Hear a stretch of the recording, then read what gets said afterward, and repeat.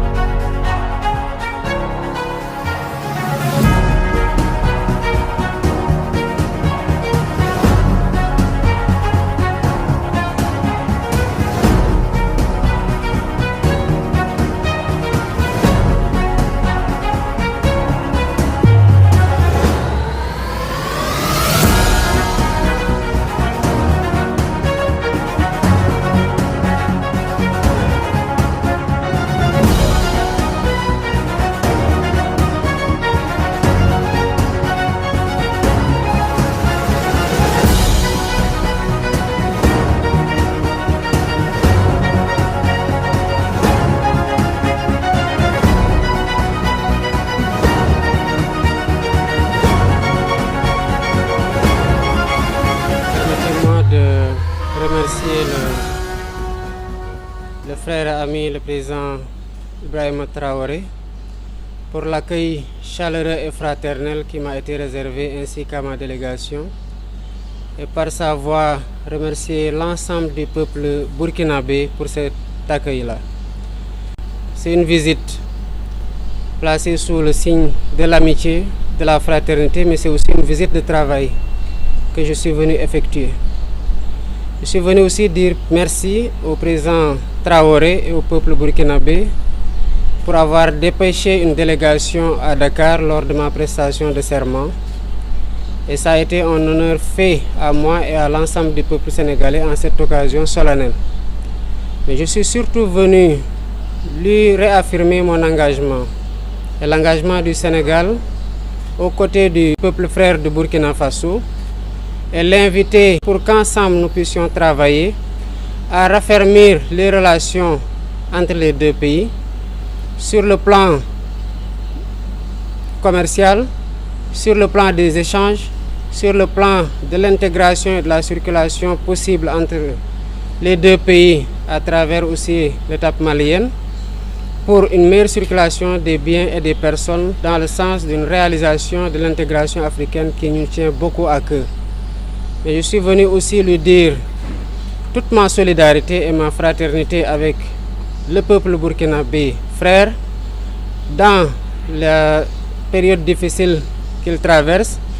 mais lui dire aussi mon admiration pour la vaillance de ce peuple-là, sa combativité et sa résilience. Et je sais que la dignité et l'honneur dont ils ont fait preuve, je veux dire les Burkinabés avec son leadership, permettra très rapidement, avec la solidarité agissante des pays comme le Sénégal et d'autres pays africains, de triompher et de faire face aux défis qui retardent quelque peu le décollage de tous les pays africains, notamment dans le Sahel. Nous avons des défis communs. C'est aujourd'hui le défi sécuritaire qui est le plus prégnant, le défi de la migration irrégulière, les défis de la lutte contre les trafics d'êtres humains et de trafic de substances illicites. Et ce n'est que dans la concertation, les échanges de renseignements, les opérations conjointes qu'on réussira ensemble à prendre le dessus sur ces fléaux des temps modernes qui gangrènent aujourd'hui beaucoup de pays et qui retardent, comme je l'ai dit tantôt, le décollage de ces pays-là. Je repartirai du Burkina Faso très réconforté de l'ouverture d'esprit et de la disponibilité du président Ibrahim Traoré, mais surtout de sa disponibilité à renforcer avec nous l'axe Dakar-Ouaga pour développer davantage les échanges et la coopération. Nous avons aussi aborder le sujet de la CEDEAO comme je l'ai fait dans les pays que j'ai visités jusqu'ici. Et je comprends aujourd'hui que les positions soient quelque peu figées, mais je perçois dans chacune de ces positions-là ou les tenants de ces positions une fenêtre d'ouverture qui peut permettre de nouer un fil, si tenu soit-il, du dialogue. J'ai toujours l'habitude de dire, on le constate aujourd'hui au niveau de la CEDEAO, que les portes du dialogue sont certes fermées, mais qu'il ne nous faut pas non plus fermer les fenêtres et tirer les rideaux, qu'il faut laisser des espaces pour nous aller, nous disputer s'il le faut, mais vider ce qui est en nous, mais surtout pour permettre à des pays qui sont un peu plus éloignés sur le plan physique des théâtres d'opération liés à l'insécurité, de comprendre